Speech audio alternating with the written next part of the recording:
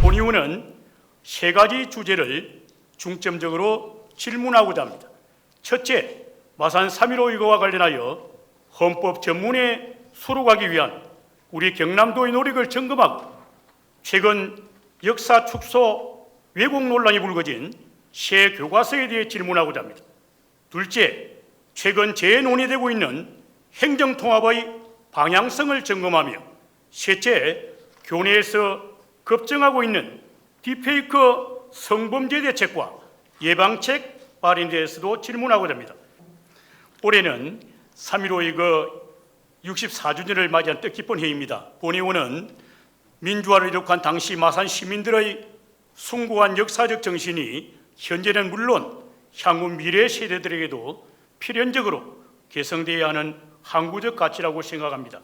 우리 경남도에서 그러면 3.15 의거 관련 사업을 어떻게 추진하고 있는지 말씀해 주시기 바랍니다.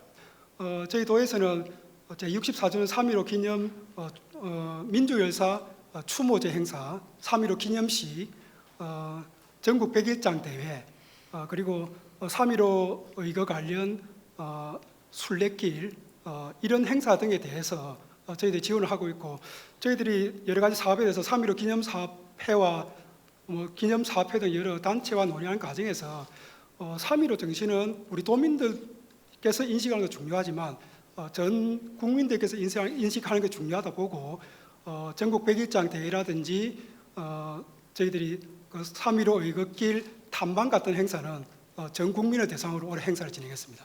3.15 특별법에 희생자 유가족에 대한 배상 보상 규정이 없어 제대로 된 정부 보상을 받은 이도 아직 없습니다. 물론 국회에서 입법이 선행돼야겠지만 우리 경남도 차원에서도 피해자들을 위한 보상이 가능하도록 대안을 이제는 마련해야 할 것으로 보는데 이에 대해 국장님 어떻게 생각하십니까? 제가 알기로는 제가 구체적인 자료를 갖고 있지는 않지만 창원시 같은 경우는 우리 그 3.15 관련 대상자분들에게 지원을 좀 하고 있는 것으로 알고 있습니다. 이 부분은 저희들이 전체적으로 한번 검토를 해보겠습니다. 앞으로 3.15 의거의 역사적 가치를 널리 알리고 정신을 계승할 수 있는 관련 사업, 지원 사업을 보다 확대해 주시기를 당부드립니다, 국장님.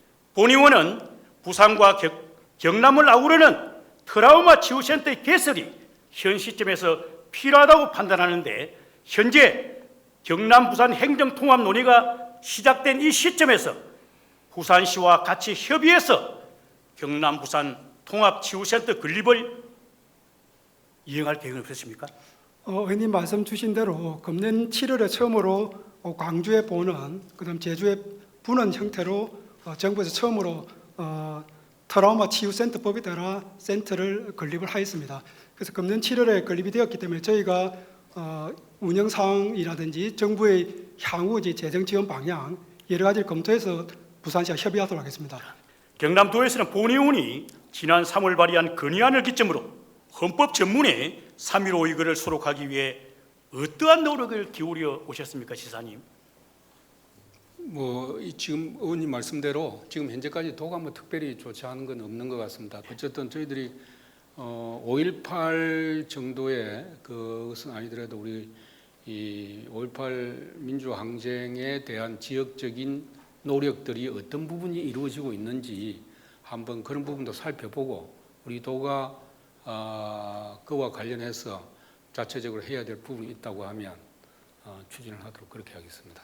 본의원이 헌법 전문을 잠시 언급한 이유는 4.19 혁명이 헌법에 수록된 만큼 3.15 의거도 당연히 헌법 전문에 수록돼야 마땅하다고 생각하기 때문에 커다란 상징성을 지니고 있는 3.15 의거를 헌법 전문에 수록해서 헌법적 의미를 인정하고 그 위상을 확보할 필요가 있습니다. 제가 볼 때는 우리 3.15 의거도 5.18 민주항쟁 못지않게 우리 대한민국 민주화 역사에 있어서 큰 하나의 그 국민적 의거이기 때문에 저는 당연히 헌법 전문에 게시가 되어야 된다고 생각을 합니다. 지사님도 아시다시피 지난 사례를 회고해 보면 우리 경남은 부산과 엮일 때 일방적 희생을 감수한 게 아닌가 하는 의문스러운 사례가 몇 건 있었습니다. 혹시 지사님이 이 의문스러운 사례 오늘 본인을 언급하는 부분에 혹시 기억하는 게 있습니까?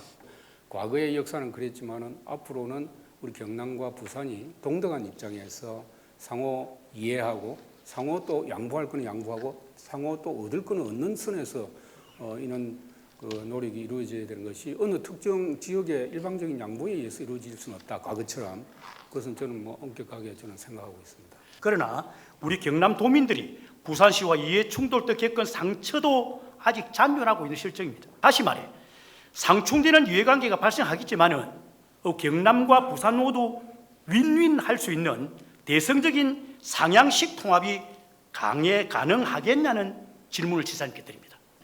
일단 도민의 뜻이 가장 중요한 것 같고 또 통합을 했을 때 그 통합의 시너지 효과가 날 수 있도록 충분한 자치권과 그 통합된 자치단체 위상을 중앙정부가 법률로서 확보해 줄 때 이 통합의 의미가 있는 것이지 단순한 물리적인 행정구역만 통합하는 것은 크게 성공적으로 갈 수 있는 통합이 아니지 않느냐 저는 그렇게 생각합니다.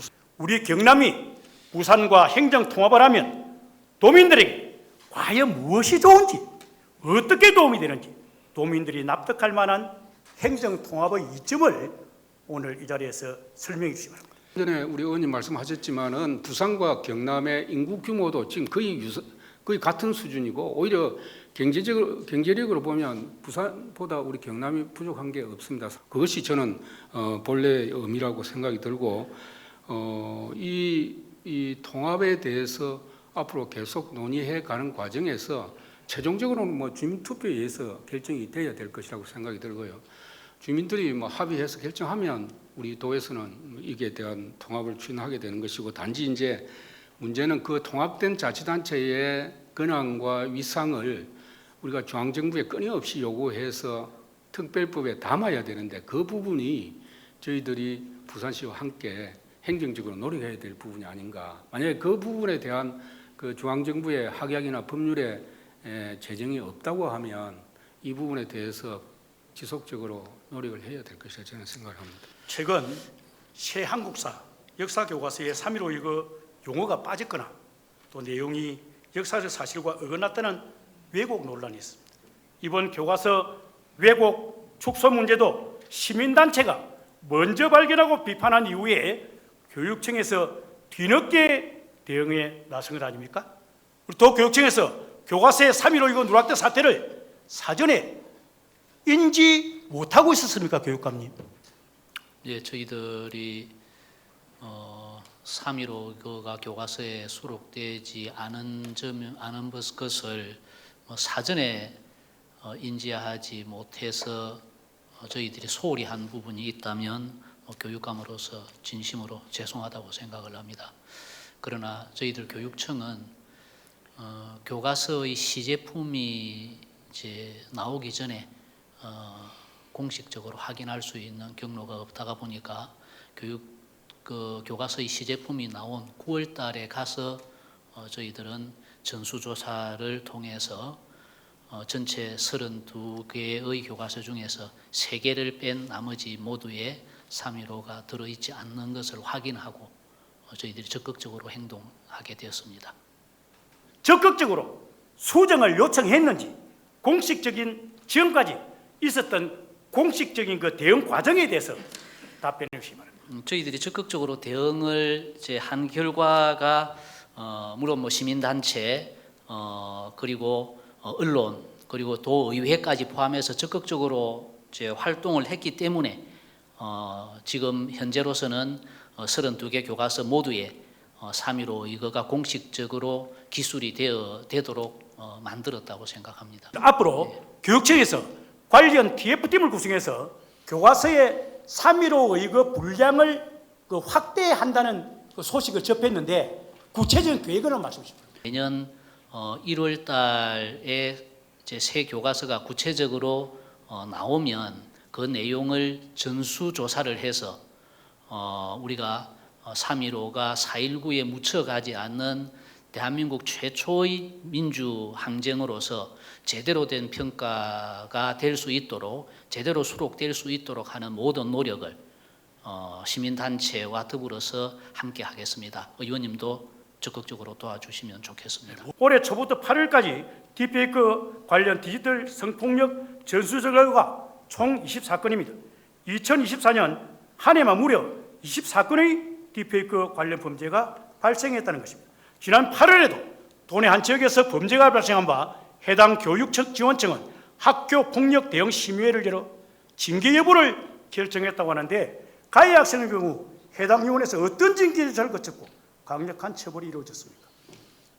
예, 그 학교와 아이들을 구체적으로 뭐 거명할 수는 없습니다만 저희들도 대단히 충격을 받았고 그래서 그 지역에서 가해 학생 6명이 3명은 전학 조치, 3명은 10일간 등교 정지 조치를 받았습니다. 극심한 고통을 호소하고 있는 피해 학생과 보호자에게 우리 경남 교육청에서는 어떠한 보호 조치와 지원을 했습니까?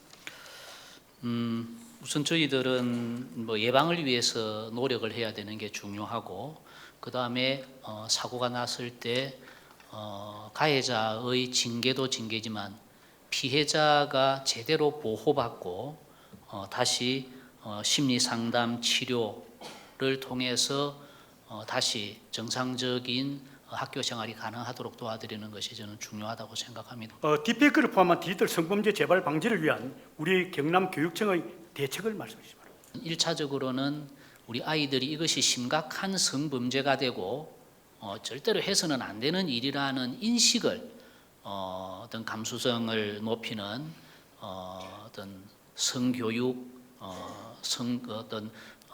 이런 차별적인 부분에 대한 문제점을 좀 더 교육을 하는 것이 저는 중요하다고 생각하고 사고가 났을 때 피해자와 가해자를 분리해서 피해자를 보호하고 가해자를 징계하는 그러나 또 나중에 그 뒤에 이 아이들이 다시 관계 회복이 이루어질 수 있는 프로그램까지 저희들은 좀 더 그 심각성을 인지하고 좀 더 적극적인 노력을 하겠습니다.